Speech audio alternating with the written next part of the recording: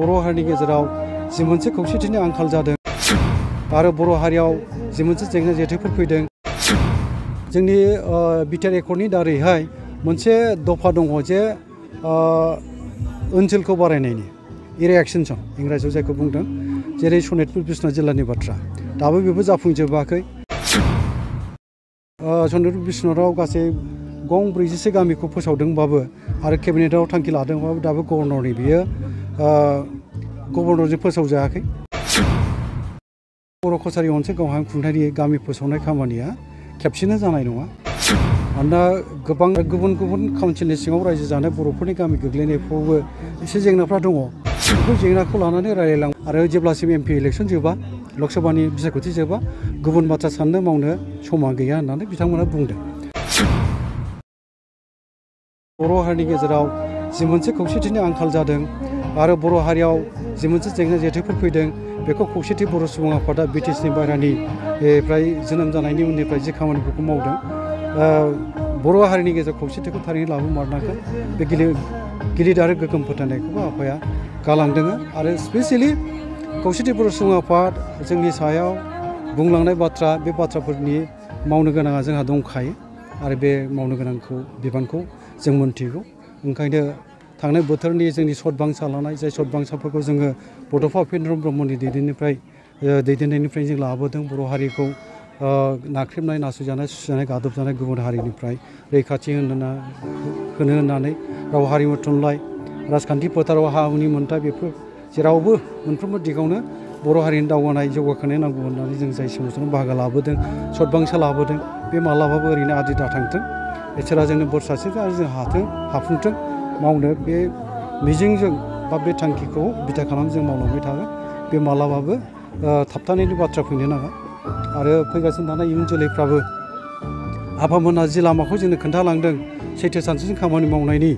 बेखौ जों लाखिलांबाय थानो हाथों बेखौबो जोङो गोसोआव लानांगोन मोनसे बाथ्राया बेनो आफाहा मोनसे आं मोजां गुन नुदोंमोन आफानाव बे गुना जाहैबाय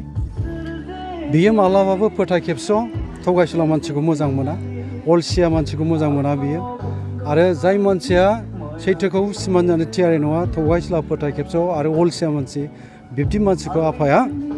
गोख्रों रावजों सोंखारियोमोन बाथ्रा बुङोमोन आरो बियो थारैनो गमायैनो बे सैथो सानस्रि बा बे मोनसे सानस्रिखौ बा बे मोनसे जि मोनसे आफानि खामानि मावनाय बा जि लामाजों बियो बाथ्राफोरखौ बुंदों बियो गनायथाव होननानै आं फोथायो आरो जोङो नाजालांनि मा मावनो हायो बे समा खोन्थागोन नाथाय जेब्लाबो जोङो रायजो राजानि सायाव फोथायनायखौ लाखिनानै रायजो राजाखौ लोगोआव लाफानानै रायजो राजाजोंनो लोगोआव थाफानानै खौसे खालामनानै माहारियारि आफादफोरनि गेजेरजों सावरायनायनि गेजेरजों बोरै जों ज' ज' खामानि मावलांनो हायो जों नाजालांबाय थागोन दा जोंनि बुंनो थाङोबा बर' कसारि अनसाय गावहा खुंथाय गोदान बे गोदान हालोदाव जोङो गावस्रा गावस्रि मालाबाबो साननाया थिग नङा साननोबो नाङा सोरबाया गाव गावनि नेहाद एखुथा मुलाम्फानि थाखाय खामानि मावनो नागिरदोंबा बेखौ सिनायना लानो नाजानांगोन रायजो राजाया आरो गुबै सैथोआ बबे गुदिया बबे सैथो सानस्रिफोरखौ लानानै खामानि मावनायाव सोर फोथाय खेबस' खालामनो नागिरदों मानो खालामदों बेफोरखौ मिथिनो थाखाय साफ्रोमबो नाजानांगौ आरो मोनथिनो गुबै सैथोखौ मोनथिनायनि उनावसो जोङो बाथ्राफोरखौ बुंनाय बबेबा मोनसे बेरेखा दोलोखौ मदद होनाय होयै बेफोर बाथ्राफोरखौ थांखि लाहैनो जोंनो नांगौ नाथाय जेब्ला जोङो जोंनि मावनायाव गासैबो जोङो खौसेयैनो जयैनो माहारि आफादफोरखौ लानानै रायजो राजा आफादखौ लानानै खामानि मावनाया थिगैनो दङबा बावहाय जों गावस्रानि बाथ्रा मालाबाबो साननो नाङा आरो जोङो आं बेखौनो खावलायनो लुबैगोन जोङो जेराव खौसेथि बर' सुबुंफोर जानाय खौसेथिनि मोन्थोरजों खामानि मावबोदों आरो खौसेखौ जों लुबैयो बर' हारिनि गेजेराव आरो दिनैबो खौसेथिनि आंखाला दङ खौसेथिनि आंखालाव जों भुगिदों ओंखायनो खौसेथिनि थाखाय जों खामानि मावलांबाय थागोन बियो जोंनि नाजानाय जोंनि मावनायाव बेखौ समाबो खोन्थालांबाय थागोन आरो नुगोन आरो जोङो बेखौनो फोथायथि होनोबो नाजागोन बाथ्राल' बुंनाय नङा खामानि मावनायजोंसो जोङो फोथायनायखौ लाबोनो हायो सुबुंनि गेजेराव दा ओंखायनो जोङो बयबो खौसे जानानै खामानि मावलांनायनि फारसे जोङो नाजालांबाय थानोसै थांनाय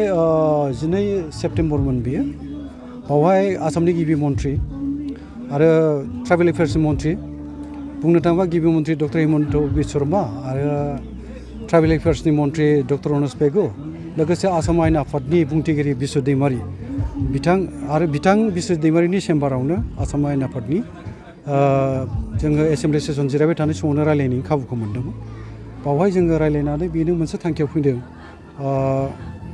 जोंनि बर' कसारि ओनसोल गावहा खुंथायनि गामि फोसावनाय खामानिया खेबसेनो जानाय नङा। मानोना गोबां मा होनो ग्रहसा बिखान्थिनि खुंथायबो गुबुन हारिनोबो होनाय जाबाय। जेरै मिसिंफोरनो मिसिं अट'नमास काउन्सिल होदों, राभाफोरनो राभा अट'नमास काउन्सिल होबाय, टिवाफोरनो होबाय, सनवालनो होबाय, देउरिनो होबाय, बिदिनो टेंगालनो होबाय। दा बेफोर काउन्सिलनि सिङाव बर' गामिफ्राबो गोग्लैनानै दङ गोबां जायगायाव। आरो माखासे माहारि आफादफ्राबो जोंजों रायलायदों बा जों रादाब मोनदों जाय जायगाफ्राव नांजाबलायनाय गामिफोर थायो बेफोर जेंनाफोर दङ। आरो गुबुन गुबुन काउन्सिलनि सिङाव रायजो जानाय बर'फोरनि गामि गोग्लैनायफ्रावबो एसे जेंनाफ्रा दङ। बेफोर जेंनाखौ लानानै रायलायलांबाय थानायखौ खालामनोसै होननानै थांखि फैदों आरो बे थांखिया दङ। दा बाथ्राया जाहैबाय माने जाय जिल्लायाव जाय जायगाफ्राव जेंना गैया बे जिल्लाफोरनि बर' गामिफोरखौ फोसावलांबाय थानोसै होननानै सोरखारा जोंनो खोथा होदों आरोखि। आरो फारसेथिं जोंनि बिटिआर एकर्डनि दारैहाय मोनसे दफा दङ जे ओनसोलखौ बारायनायनि एरिया एक्सटेनसन इंराजियाव जायखौ बुंदों, जेरै सनितपुर बिश्वनाथ जिल्लानि बाथ्रा। दाबो बेबो जाफुंजोबाखै। गामिखौ सनितपुर बिश्वनाथाव गासै 46 गामिखौ फोसावदोंबाबो आरो केबिनेटआव थांखि लादोंबाबो दाबो गभर्नरजों फोसावजायाखै। सरकारि भाबै गभर्नरा फोसावनांगौ, बेखौबो दाबो फोसावनाय जायाखै। ओंखायनो समा लागोन आरो बे सम लागोनखायनो जोंनि बर' कसारि ओनसोल गावहा खुंथायनि जि मोनसे गामि फोसावनाय बेयो खोलोब हिसाबैसो जालांबाय थासिगोन नालाय, माने फेस वाइसआव जालांसिगोन, बेबो सम लासिगोन। आरो बिसायख'थि खुंनोथ' बियाबथ' दानांगौ जायो। गामिखौ जेब्ला फोसावखांजोबगोन अब्लासो बियाब दानाय जागोन। आरो बियाबखौ दाखांनायनि उनावसो बिसायख'थि बिनो हागोन। बेयाव गासिबो दिगखौ सारिजारि खालामना नायोबा जोंनि बर' कसारि ओनसोल गावहा खुंथायनि बिसायख'थि खुंहैनांगौआ सम लागोन। ओरैनो मानसिफ्रा बुंलायलायो थाब खालामनायना गभर्नमेन्टआबो, आरो गभर्नमेन्टहा गावहा मोनसे माबा थायो, प्लेनिं थायो, बिथांखि थायो। बे प्लेनिं बायदि बिसोर लांगोन। जों लुबैबानो जों लुबैनायजों खारजोबनोबो हानाय नङा। मानोना दाथ' बेखौबो बुंनो हायो जे एमपि इलेक्सननि सम फैबाय। दा गुबुन काउन्सिलनि बा गुबुन बाथ्राफोर साननायनि समानोफ्रा गैया। जेरैखि जाया भारत हादराव बिजेपि दैदेननायाव एनडिए गभर्नमेन्ट लाबोफिननायनि जि मोनसे दावहा बायदि मोनसे थासारि, बा नरेन्द्र मदिनि दैदेननायाव, भारतनि मानगोनां गाहाय मन्थ्रि नरेन्द्र मदिनि दैदेननायाव भारतआव बिजेपि सरकार लाबोफिननाय जि मोनसे जुजिनाय नाजानाय बा खामानि मावनाय, बियो गिलु बालु मोनसे बेखौ बुंनांगोन जोङो गोख्रों मोनसे थासारिनि गेजेरजों बेयो सोलिनो हमबाय। आरो जेब्लासिम एमपि इलेक्सन जोबा, लकसभानि बिसायख'थि जोबा, गुबुन बाथ्रा साननो मावनो समा गैया होननानै बिथांमोना बुंदों। दा बे हिसाबै गोबाव जागोन।